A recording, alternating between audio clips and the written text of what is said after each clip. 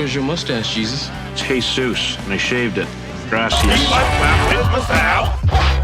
Are you living your vision right now? I am kind of living my vision. Wow, that is sad, I'm telling you. How? Say when, height-wise.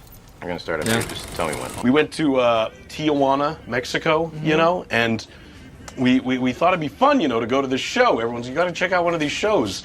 And, you know, it's a woman f***ing a horse. We get in the bag. Beautiful. Okay. Be careful with that thing, man. Here's the cash. Grab the stash. Alrighty, man. Thanks. Have a good one. Don't hurt yourself. I didn't like what I became, so I hated what you became. It's fine, man. It's fine. I love you, Seth. I love you, man. Buddy. Let's die together, man. Die together. Hello, A. Hey, I just want you to know that I really get you. I'm Seth Rogen.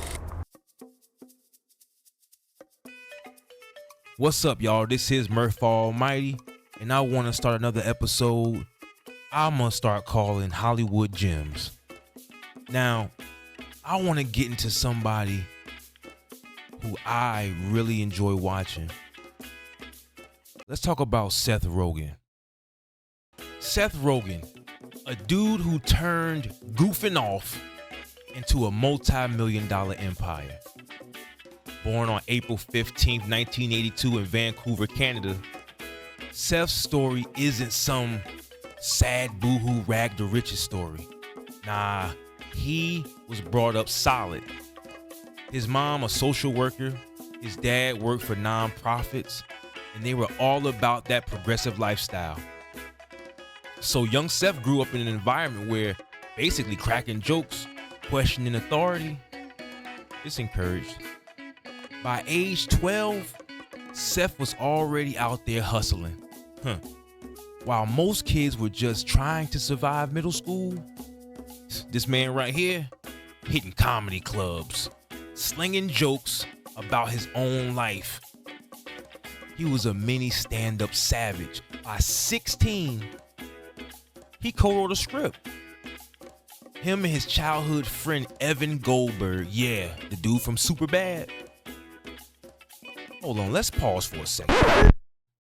Imagine writing a classic teen comedy before you were even legally able to drink, before you were legally able to drive, vote, or have work in some states.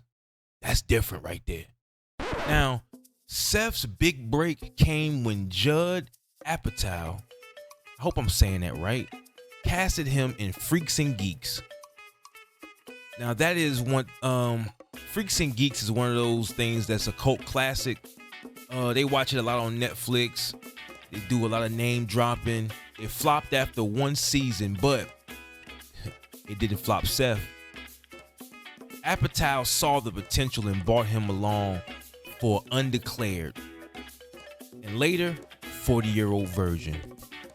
That's where Seth really started to show off his comedic chops as both an actor and a writer.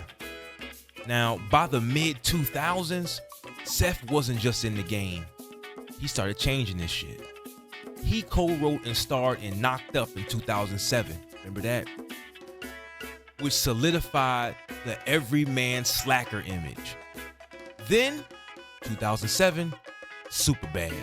Oh, and my favorite 2008, Pineapple Express. Oh, and don't forget in 2013 when he did This Is the End.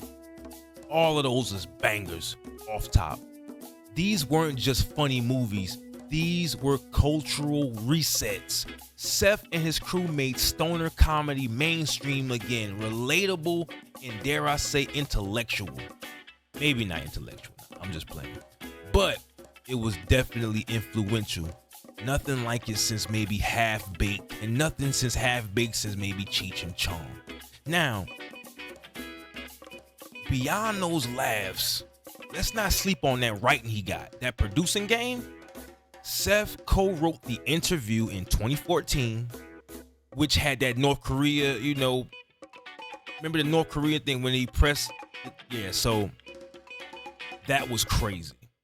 He also was a beast behind the scenes. His long-term partner Evan Goldberg, together they both gave us Preacher and The Boys. The Boys. Come on. Gritty, out there shows that prove Seth's creative mind doesn't just live in comedy. He's a true entertainer. He's a true creative. In 2019, Seth got into the cannabis business with Houseplant, a company that's all about bougie stoner vibes. Now, this wasn't just a cash grab for Seth. You know he loves his plant. This was Seth doubling down on stoner culture. He championed this since the beginning. His brand has become synonymous with quality and creativity, much like Seth himself. Now, in his personal life, he's not making us laugh and flipping out, entertaining us. He's living a chill life with his wife, Lauren Miller. They've been together since 2004, married in 2011. And she's just as dope as he is. She's an actress, a screenwriter, and she's an activist. Together, they out here advocating for causes like Alzheimer's awareness through charity, and they make a couple jokes here and there, but hilarity for charity, I believe. Also, if we want to, tone it down a little bit, I know it's an elephant in the room on this one. If you don't know, Seth Rogen and James Franco, longtime friends, started falling out. See, these two were once Hollywood's dynamic duo.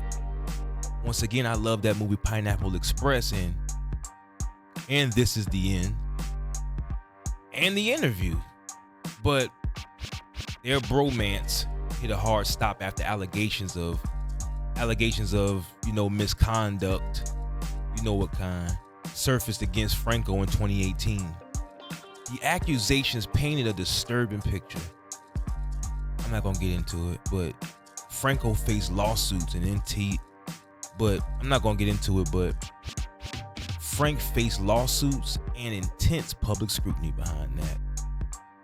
Seth, known for keeping it a buck, initially stayed quiet, but as more details came out, he started distancing himself.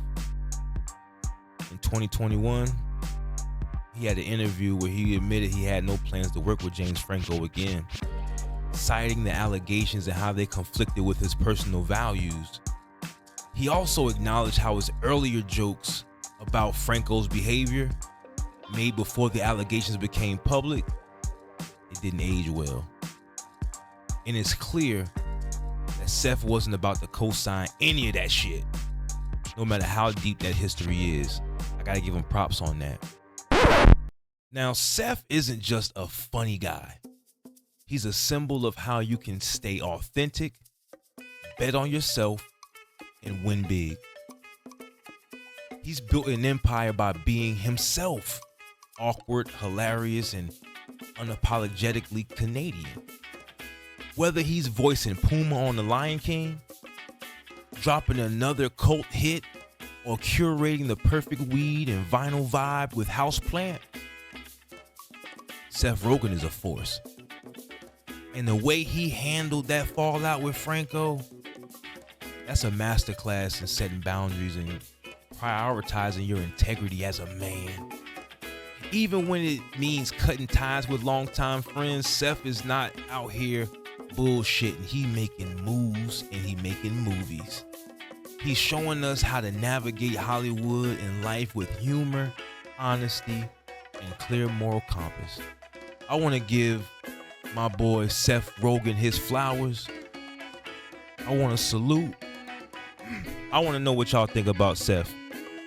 Drop your favorite movie, your favorite TV show below. Don't forget to like and subscribe to Blacklight TV. I'm not done. We just getting started. And hold it down. Hey.